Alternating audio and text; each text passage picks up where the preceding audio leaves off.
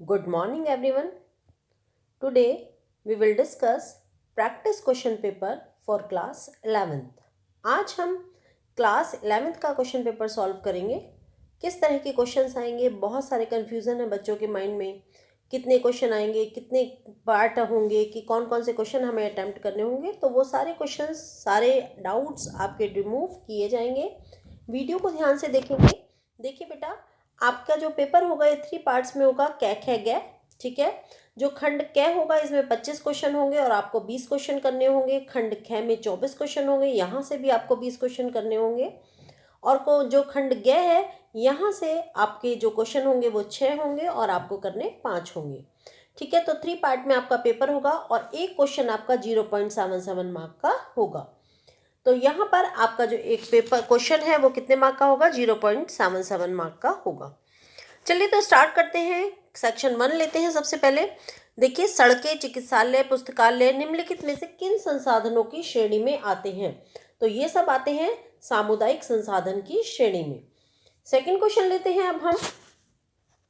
निम्नलिखित में से कौन सा कथन गृह विज्ञान शिक्षा के संदर्भ में गलत है? तो यहाँ पर जो क्वेश्चन पार्ट है जो गलत है वो है घ। उच्चतर माध्यमिक स्तर पर यह केवल लड़कियों के लिए होता है। ऐसा नहीं है, ये लड़के और लड़कियों दोनों के लिए होता है। क्वेश्चन नंबर 3, वह विशेषताएं जो किसी व्यक्ति को अन्य व्यक्ति से भिन्न बनाती हैं वो क्या कहलाती हैं? तो वो कहलाती हैं उसकी व्यक्तिगत पहचान। क्वेश्चन नंबर 4, औद्योगिक स्तर पर कपड़े पर की जाने वाली प्रिंटिंग का नाम बताइए। जो औद्योगिक स्तर पर की जाती है उसको कहते हैं हम रोलर प्रिंटिंग। क्वेश्चन नंबर 5, विवृत कार्य वाला कपड़ा जिसमें सूत के जाल से बनाए गए सूक्ष्म डिजाइन होते हैं वो क्या कहलाते हैं? तो वो क्या कहलाते हैं? वो कहलाती हैं लेसे। नेक्स्ट क्वेश्चन, क्वेश्चन नंबर 6 की तरफ चलते हैं अब हम। गृह विज्ञान विषय के अंतर्गत निम्नलिखित में से कौन सा करियर का विकल्प नहीं है? तो यहाँ पर कौन सा विकल्प नहीं है? डाइटिशियन है, इंटीरियर डेकोरेटर है, फैशन डिजाइनिंग है और ब्यूटिशियन नहीं है। क्वेश्चन नंबर 7, निम्नलिखित में से कौन सा प्रबंध प्रक्रिया का पहलू नहीं है? कौन सा नहीं है? तो वो है आपका विनिमयता। ठीक है। फिर हम चलते हैं क्वेश्चन नंबर 8, जब रेशों को सूत में बदला जाता है तो रेशों को साथ जोड़ने के लिए बटें बनाई जाती हैं, जिन्हें हम क्या कहते हैं? उन्हें हम कहते हैं टीपीआई। क्या कहते हैं? टीपीआई।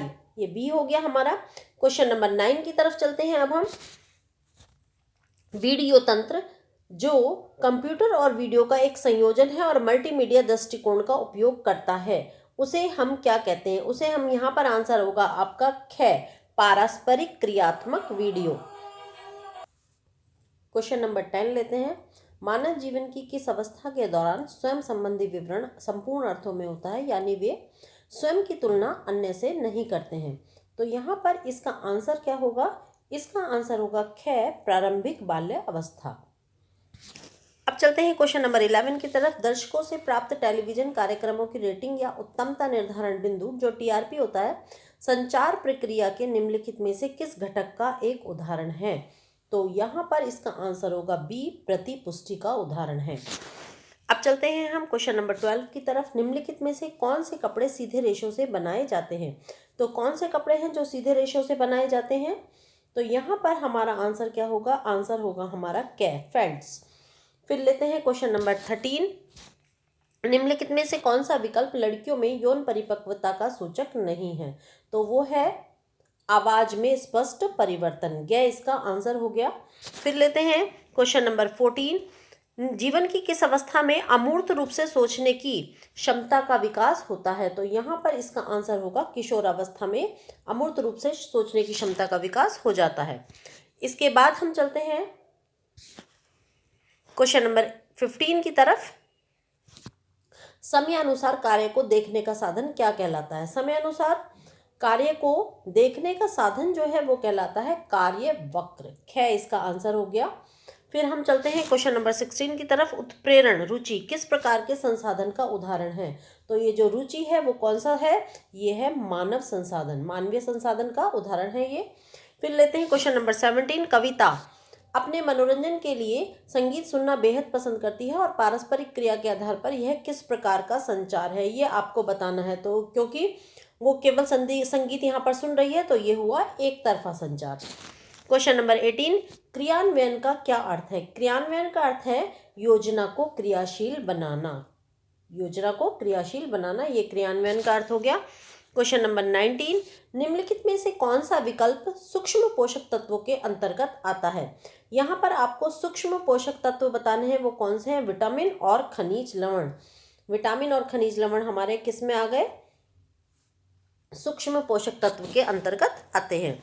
फिर लेते हैं क्वेश्चन नंबर 20, व्यक्ति अपने जीवन की किस अवस्था के दौरान इस पहचान के संकट की भावना को महसूस करता है? तो वो करता है किशोरावस्था में। कब करता है? किशोरावस्था में। क्वेश्चन नंबर 21 या फिर 21, निम्नलिखित में से आधुनिक संचार का कौन सा माध्यम है? यहाँ पर आपको आधुनिक संचार का माध्यम बताना है। मॉडर्न कम्युनिकेशन कौन सा है? तो मॉडर्न कम्युनिकेशन आपको पता ही है, ये है मोबाइल फोन। क्वेश्चन नंबर 22, प्रभावी समय प्रबंधन के लिए सबसे महत्वपूर्ण सुझाव कौन सा है? यहाँ पर आपको प्रभावी समय प्रबंधन का बताना है, तो इसका है यह आंसर होगा किए जाने योग्य कार्यों की सूची बनाना। ये इसका आंसर हो गया यहाँ पर। नेक्स्ट लेते हैं क्वेश्चन नंबर 23, भारत में कुपोषण का दोहरा बोझ के क्या कारण है? जो कुपोषण का दोहरा बोझ हो रहा है उसका कारण क्या है? तो इसका आंसर है अल्प पोषण और अति पोषण। अल्प पोषण और अति पोषण। क्वेश्चन नंबर 24, जैम, अचार बनाना या जड़ी बूटियां उगाना एक गतिविधि होगी। कौन सी गतिविधि होगी? ये होगी ऐच्छिक या फिर वैकल्पिक गतिविधि। नेक्स्ट लेते हैं क्वेश्चन नंबर 25, दिल्ली का अखिल भारतीय आयुर्विज्ञान संस्थान किस स्तर की स्वास्थ्य देखभाल का उदाहरण है? यहाँ पर आपको बताना है कि ये कौन से स्तर की, all India institute of medical science है जो, वो किस स्तर की देखभाल का उदाहरण है? तो यहाँ पर ये इसका आंसर कौन सा होगा? तृतीयक। ठीक है, इसका आंसर हो गया तृतीयक। अब यहाँ पर हमारा खंड क खत्म होता है। अब हम खंड ख शुरू कर रहे हैं। इसमें भी आपके कितने क्वेश्चन है? 24 क्वेश्चन है इसमें, और आपको यहाँ से भी 20 क्वेश्चन ही अटेम्प्ट करने हैं। चलिए तो स्टार्ट करते हैं। यहाँ का 26 क्वेश्चन लेते हैं। स्वास्थ्य शारीरिक, भावनात्मक और सामाजिक रूप से पूरी तरह अच्छा होने की स्थिति है। ये केवल रोगों अथवा अशक्तता के ना होने की स्थिति नहीं है। पहली बार यह परिभाषा किसने दी थी? तो यहाँ पर आपको बताना है ये परिभाषा किसने दी थी। ये परिभाषा दी थी WHO ने 1948 में ये परिभाषा दी थी। इसके बाद हम लेते हैं क्वेश्चन नंबर 27। विश्व को 27 लेते हैं। चित्रा को सुझाइए कि वह किस प्रकार हाथ या शारीरिक गतिविधियों में परिवर्तन कर कार्य का सरलीकरण कर सकती है। तो इसका आंसर होगा ग, शरीर को उचित मुद्रा में रखकर कार्य करना। शरीर को उचित मुद्रा में रख कार्य करना। क्वेश्चन नंबर 28 लेते हैं। राजू ने घर पर एक दोस्त को अपने विशेष ग्रिल्ड पनीर सैंडविच परोसने के लिए आमंत्रित किया। उसने ताज़ा मेयोनीज तैयार किया, सभी सब्जियों को अच्छी तरह से धोया और काटा, और पनीर के बारीक टुकड़े भी काट लिए। सैंडविच सेट करने के लिए अंत में डबल रोटी के डब्बे को खोला तो पाया कि वह खाली था। पहचानिए कि वह प्रबंधन प्रक्रिया के किस चरण से चूक गया है। कौन सा उसका चरण यहाँ पर मिस हो गया है, यहाँ पर आपको जो पहचानना है। तो इसका आंसर होगा ख, आयोजन। आयोजन को वो मिस कर गया है। क्वेश्चन नंबर 29, यहाँ पर आपको क्या करना है? यहाँ पर आपको मैचिंग करनी है इसकी। देखिए मैचिंग करेंगे जब आप, मानव विकास, भोजन एवं पोषण, कपड़े और वस्त्र, और संचार एवं विस्तार। चलिए तो मैचिंग करते हैं इसकी।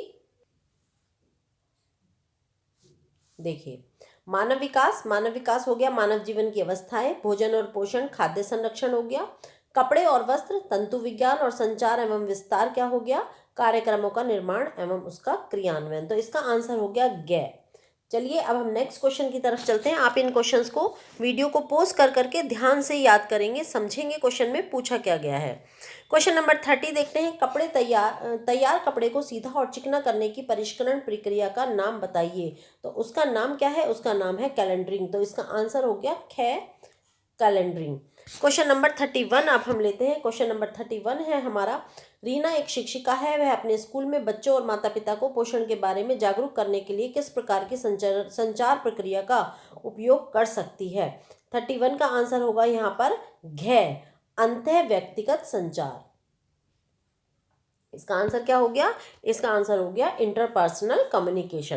क्वेश्चन नंबर 32 की तरफ चलते हैं।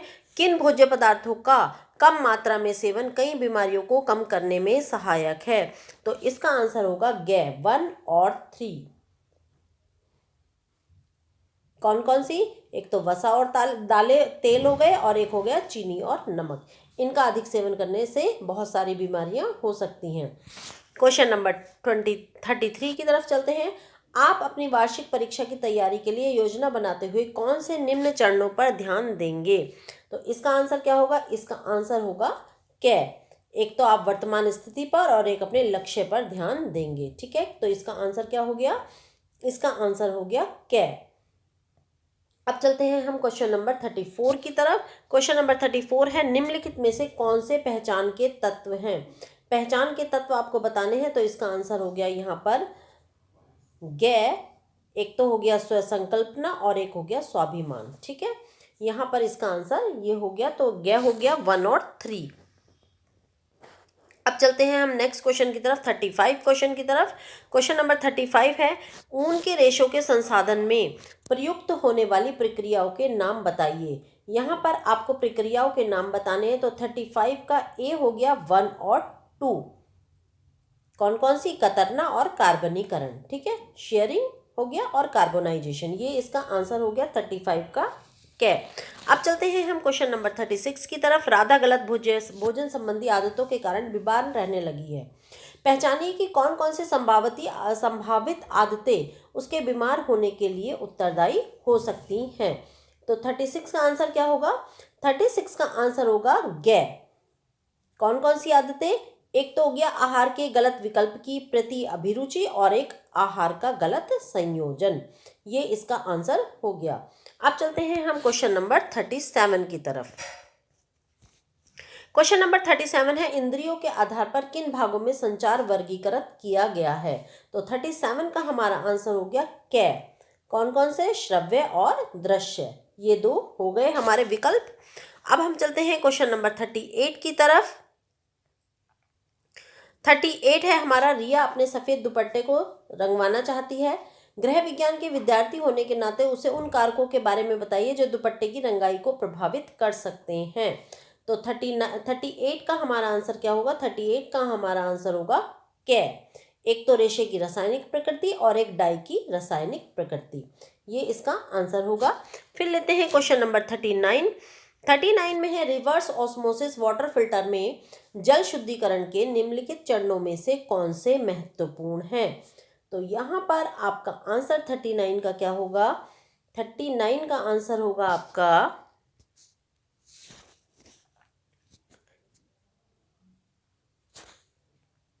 इसके आंसर देखते हैं। 39 का आंसर क्या होगा? 39 का आंसर होगा गे 3 और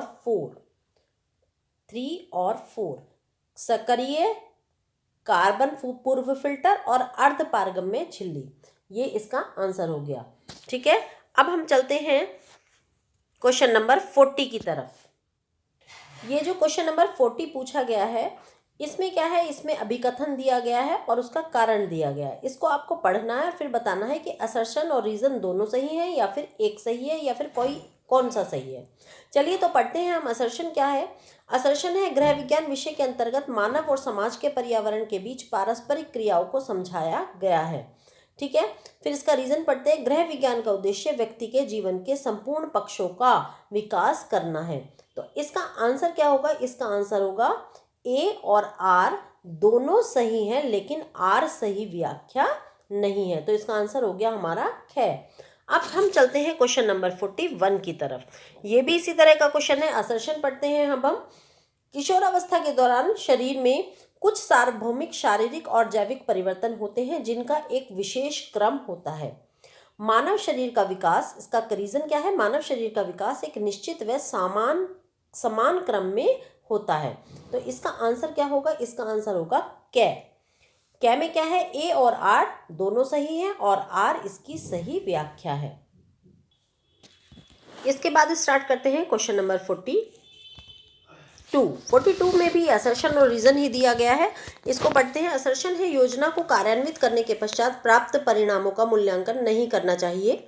लक्ष्यों की प्रभावी देखभाल से प्राप्ति के लिए संसाधनों का प्रबंधन करना आवश्यक है। तो 42 का आंसर होगा हमारा घ। ए गलत है लेकिन आर सही है। इसका आंसर क्या हो गया? घ। ए गलत है लेकिन आर सही है। इसके बाद हम लेते हैं 43 क्वेश्चन। 43 में पूछा गया है, जो असर्शन है वो क्या है? संचार माध्यमों ने विकास की गति को अवरुद्ध कर दिया है और इसका रीजन है संचार माध्यम राष्ट्रीय विकास का एक माध्यम है। तो इसका आंसर क्या होगा? इसका आंसर होगा घ। ए गलत है लेकिन आर सही है। यहाँ पर जो आंसर होगा वो क्या होगा? घ होगा। ए गलत है लेकिन आर सही है। अब चलते हैं हम क्वेश्चन नंबर 44 की तरफ। 44 क्वेश्चन है हमारा। इसमें क्या, इसका असर्शन जो है, स्वयं में समर्थ और सक्षम महसूस करना मानसिक स्वास्थ्य का प्रभाव है। सामाजिक सहयोग देने वाले उपाय बच्चों तथा वयस्कों में सकारात्मक समायोजन करने में योगदान देते हैं। तो 44 का आंसर होगा ख। ए और आर दोनों सही हैं लेकिन आर सही व्याख्या नहीं है। तो इसका आंसर हो गया हमारा ख। ए और आर दोनों सही है लेकिन आर सही व्याख्या नहीं है। अब चलते हैं हम क्वेश्चन नंबर 45 की तरफ। 45 का असर्शन है, भवन में रोशनी केवल प्राकृतिक स्रोत द्वारा उपलब्ध कराई जा सकती है। इसका रीजन है रोशनी प्रकाश देती है और स्वास्थ्य वातावरण बनाए रखने में भी मदद करती है। तो 45 का आंसर होगा घ। ए गलत है लेकिन आर सही है। अब चलते हैं हम क्वेश्चन नंबर 46 की तरफ। इसमें इसका असर्शन है, संसाधनों का दुरुपयोग नहीं करना चाहिए और उन्हें बर्बाद भी नहीं करना चाहिए। सभी, फिर इसका रीज़न है सभी साधन सीमित होते हैं। तो 46 का जो आंसर होगा हमारा वो होगा क। ए और आर दोनों सही हैं और आर इसकी सही व्याख्या है। अब चलते हैं हम क्वेश्चन नंबर 47 की तरफ। 47 का असर्शन है, आहार जनित बीमारियां तब होती हैं जब हम ऐसा भोजन खाते हैं जिसमें रोगजनक सूक्ष्म जीव विद्यमान हो। और इसका रीज़न है अनुचित भंडारण, संदूषित उपकरण, व्यक्तिगत स्वच्छता में कमी या भोजन बनाने या खाने के खराब तरीकों से रोगजनक सूक्ष्म जीव पनपते हैं। तो 47 का आंसर होगा ए और आर दोनों सही हैं और आर सही व्याख्या है। तो इसका आंसर हो गया क। आप चलते हैं क्वेश्चन नंबर 48 की तरफ। 48 का असर्शन है, कमरों में वायु का परिसंचरण अनिवार्य माना गया है। इसका रीज़न है वायु कमरों के तापमान को नियंत्रित करती है। तो 48 का आंसर क्या होगा हमारा? 48 का आंसर होगा ख। ख में क्या है? ए और आर दोनों सही हैं लेकिन आर सही व्याख्या नहीं है। अब चलते हैं हम क्वेश्चन नंबर 49 की तरफ। इसका असर्शन है, सफल होने के लिए समान समय प्रबंधन कौशल विकसित करना जरूरी है। इसका कारण है प्रभावी समय प्रबंधन कार्य के साथ साथ समुचित विश्राम और मनोरंजन के अवसर भी प्रदान करता है। तो 49 का आंसर हो गया हमारा ख। ए और आर दोनों सही हैं लेकिन आर इसकी सही व्याख्या नहीं है। अब नेक्स्ट क्वेश्चन की तरफ चलते हैं। अब यहाँ पर हमारा खंड ख पार्ट खत्म हो गया है। अब हम खंड सी या खंड ग पार्ट स्टार्ट कर रहे हैं। इसमें हमारे 6 क्वेश्चन आएंगे और 6 में से हमें 5 क्वेश्चन करने होंगे। तो इसमें जो है, सबसे पहले हमें ये पैराग्राफ पढ़ना है और उसके बाद हमें 6 के 6 क्वेश्चन के आंसर देने हैं। तो आप वीडियो को पॉज करके इस पैराग्राफ को पढ़ेंगे और उसके बाद क्वेश्चन के आंसर देंगे। मैं आपको आंसर्स एक बार बता रही हूँ, आप वीडियो को पॉज करके पैराग्राफ जरूर पढ़ें और फिर उसके बाद अपने आंसर्स मैच करेंगे कि आपके आंसर कितने सही हैं। देखिए, कौन सा पोषक तत्व ऊर्जा का मुख्य स्रोत है? मुख्य स्रोत आपको पता है कार्बोहाइड्रेट है। रोटी चावल हम खाते हैं, ये सब इससे हमें क्या मिलता है? कार्बोहाइड्रेट मिलता है। फिर हम क्वेश्चन नंबर 51 की तरफ चलते हैं। सीमा वेगन डाइट लेती है। वह किसी भी पशु उत्पाद को खाने में या अन्यथा भी प्रयोग में नहीं लाती, जैसे गाय भैंस आदि का दूध या अंडे आदि। प्रातःकालीन आहार में निम्नलिखित में से कौन सा विकल्प सीमा के लिए उपयुक्त होगा?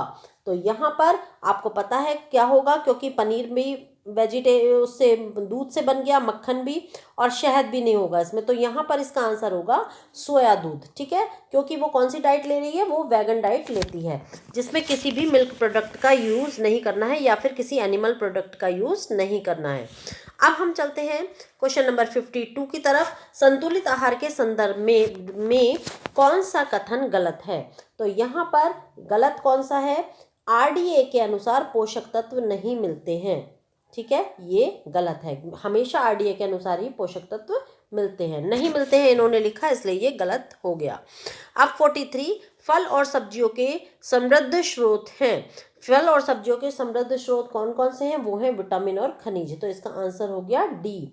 अब हम 54 की तरफ चलते हैं। 54 क्वेश्चन है हमारा, निम्नलिखित में से किन्हें वृद्ध पोषक तत्व के रूप में वर्गीकृत किया गया है? 54 का आंसर होगा ख। कौन कौन से? एक तो कार्बोहाइड्रेट और एक प्रोटीन। ठीक है, यहाँ पर आपको कौन से मिनी नहीं बताने हैं, कौन से बताने हैं? मैक्रोन्यूट्रिएंट्स बताने हैं। मैक्रोन्यूट्रिएंट जो ज़्यादा मात्रा में होते हैं। ठीक है, तो वो कार्बोहाइड्रेट और प्रोटीन हो गया। अब आते हैं क्वेश्चन नंबर 55 की तरफ। नीचे दिए गए दो कथन हो गए, उसी तरह के आपको असर्शन पढ़ना है और रीज़न पढ़ना है और फिर उसका आंसर देना है। तो 55 का जो आंसर, पहले असर्शन पढ़ते हैं। आहार पिरामिड के प्रत्येक खंड का आकार प्रत्येक दिन परोसी जाने वाली निर्धारित मात्रा को दर्शाता है। इसके द्वारा शाकाहारी लोगों के लिए आहार योजना सरलता से तैयार की जा सकती है। तो 55 जो हमारा क्वेश्चन है, इसका आंसर होगा कै। ए और आर दोनों सही हैं और आर इसकी सही व्याख्या है। अब हम लेते हैं, अब हमारा ये 55 क्वेश्चन हमारे कंप्लीट हो गए हैं और हमारा क्वेश्चन पेपर कंप्लीट हो गया है। इस क्वेश्चन पेपर को सभी बच्चे जरूर सॉल्व करेंगे, जिससे आपको एग्जाम के लिए आइडिया हो जाएगा कि किस तरह के क्वेश्चन आएंगे और बहुत सारे तरह के आपको नए नए क्वेश्चंस भी पता लग जाएंगे। Thank you so much now.